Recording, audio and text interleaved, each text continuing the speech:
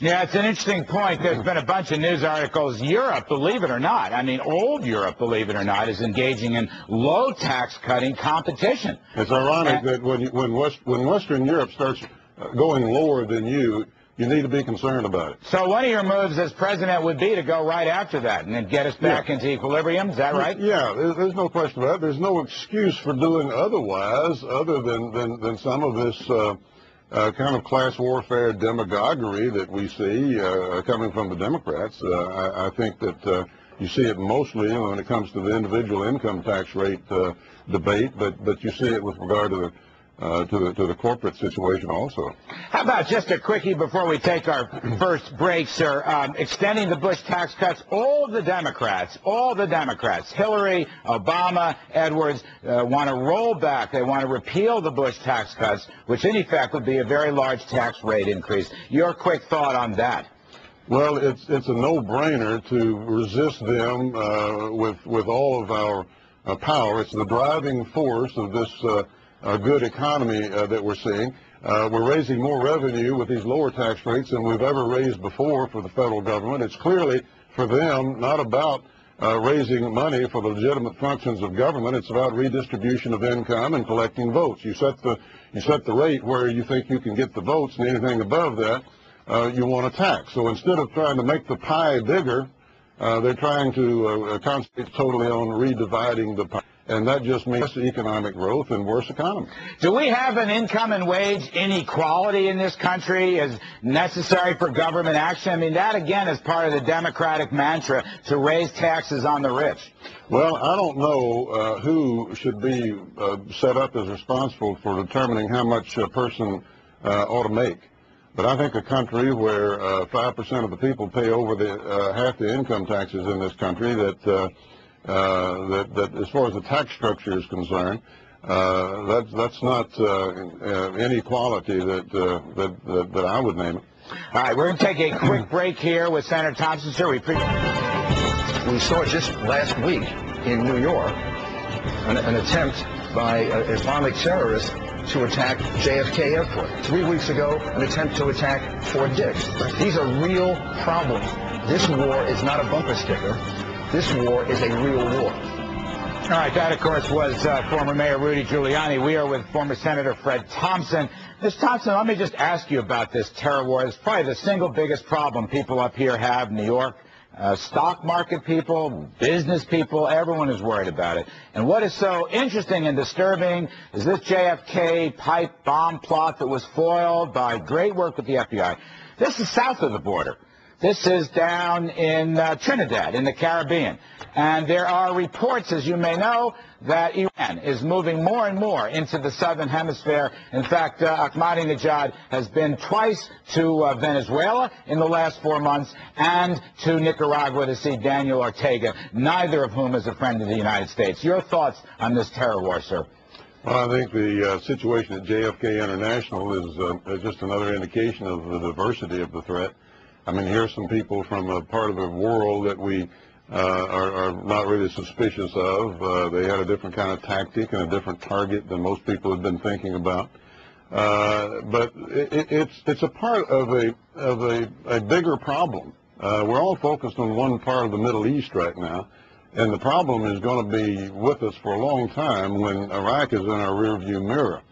According to our enemy, this thing's been going on for hundreds of years, and you know, they got another 100-year plan, and we've got a plan maybe that will reach to the next election. We have to start thinking in larger terms and more serious terms, not to mention the rogue nation states out there. Iran's a major sponsor of terrorism all over the world, been killing our people for years. So we're going to have to do a lot of things better. We're going to have to reform and adapt our military to the kind of threat that we have. We're going to have to totally revamp our intelligence capabilities. I sat on the intelligence committee. We let our guard down after the end of the Cold War and let our human intelligence capabilities wither to a great extent. We're going to have to realign with our allies and get on the same page and convince the forces of civilization that this is a battle with the forces of nihilism and death and destruction.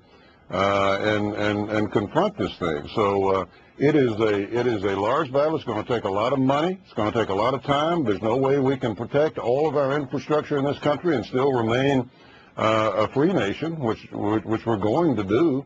And we've got to be for the aftermath of it. But we've mainly got to spend the time and the resources and reform our own, in many ways, incompetent government in such a way that we prevent things from happening like that in the future.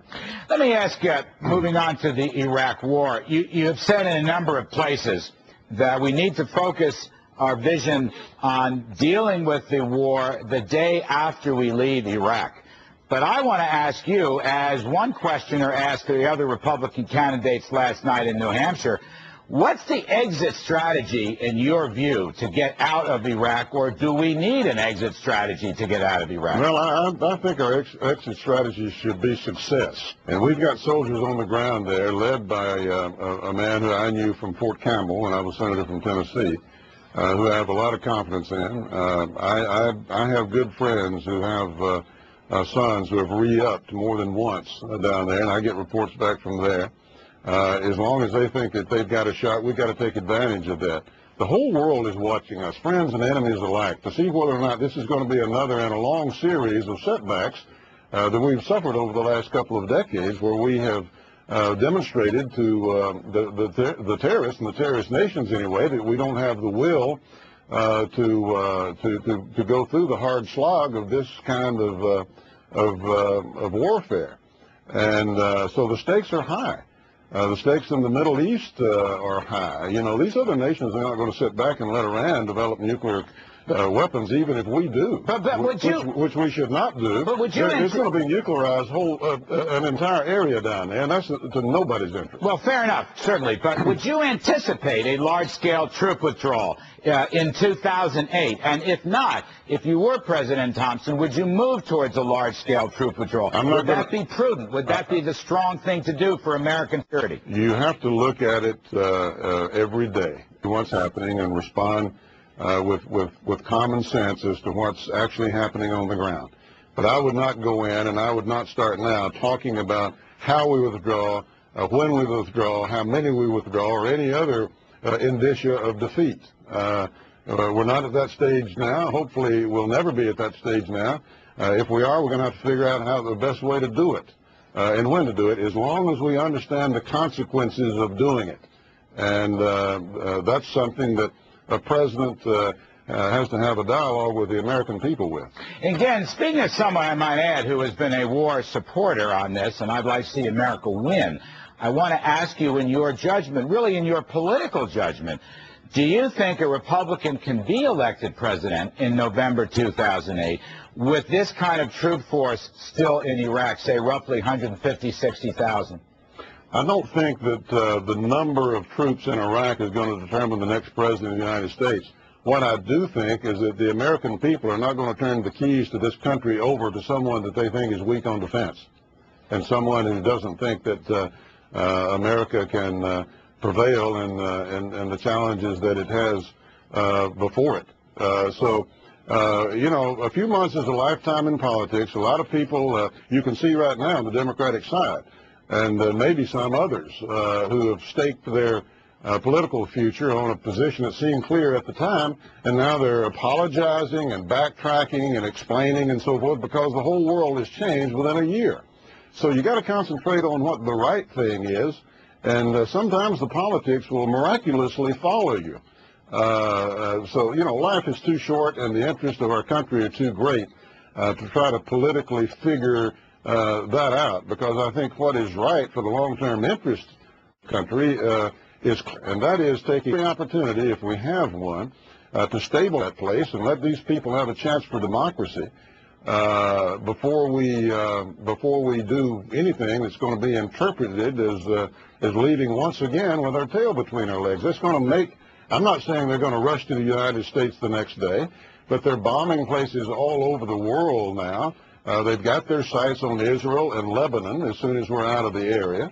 And it clearly is going to weaken us and make us more vulnerable in the long run if we don't do everything that we can do right now and not get into a situation where the next president in his first or second term maybe, or the president after that, has to go back to Iraq.